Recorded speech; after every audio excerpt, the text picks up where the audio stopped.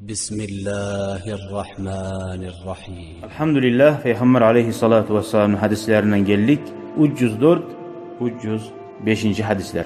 Bu hadisler bizim çakıra, konşulaga, yaxşı bolmaga. Sebebine qaragız. Niçik yaxşı bolma? Hatta وعن ابن عمر وعائشة رضي الله عنهما قال رسول الله صلى الله عليه وسلم Ayşe radıyallahu anha da Umar'ın ulanı da aytti. Peygamber aleyhissalatu vesselam ayttiler. Ma zala Cibrilu yusini bil cari hatta zanantu annahu sayuvarrithuhu. Cebrail aleyhissalatu vesselam mağa vasiyet ete turup, daim ayta turup taymadı. Konşuna olay bol, konşuna bulay bol. İsmi geldi de, men ölsem, adam ölse, varislik eten kimi bola? Ulanı, kızı, tuğum, katunu. Şöyle, men ölsem, benim malim şoğarda paylanadır. Lab şu yuqarınlıp ismi geldi de. Şu dereceden. Bu hadis bize anlattı, vasiyet etmekleri aylandırıp Cebrail aleyhisselam'ını konşunun daim hayır etmek. Yaxşı mı şu? Avruyu mu? Şoğar bolagan zaral var mı? Şoğar bolagan.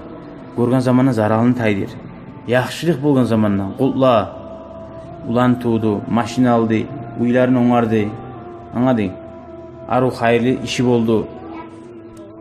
Beylep bolgan zamanla kaygışma var. Girmeymen, barmayman tarak tuğuldu bolmadı. Atamdan alganım yapım başkadır. Ay şu ataydan algan ulan yemek. Kardeşin miydi sağa? Anlaşıldı? Şöyle vasiyeti bulgan. Ebu Zer radıyallahu anhu o deskere. Kale Resulullah sallallahu aleyhi ve sellem Allah'ın elçisi etti de. Başka sahabe da aytap dura. Ya Ebu Zer de. Piyama atın tutup aytı. Hey Ahmet, hey Muhammed de aytı. Hey Ebu Zer. İza tabakta marakkatan fa aksir ma'aha. Eğer sen şorpa etseyin egen. Aru et bulan bulaç. Şunu suyun köp degan. Ve ta'ahad ciranaka, konşularında çakır. Subhanallah, ya da albar ber. Kasokta hacatli Musa. En ha zaman albar şorpanı albar Musa'nın etegen şorpanı belki o şapmaydı, peşemeydi. O manatı bu. Şöyle bolgan çağı konşularını qonaklay çakırıp, qonaklay barıp, bolmaganna yibarıp, şöyle sadaqan bolsun konşulaga. Yemiş al gelsin. Yemişler. Subhanallah. Şöyle dinimiz çakıra Müslümanlar tahtulu olmaga, birbirine kömekleşmege, birbirini hain etmege. Anlaşıldı mı? Kasok da şuar yarlı Musa. Hacatlı Musa. Şu zattanna köp adamlar hantav. Aru asil uyarı, asil maşilleri bir yerde konuştu.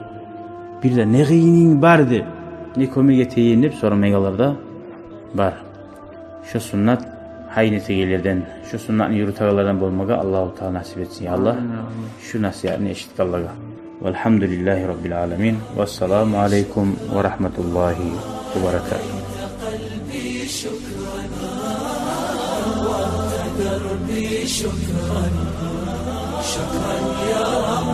شكرا يا ربي شكرا هديت قلبي شكرا نورت دربي شكرا شكرا يا رب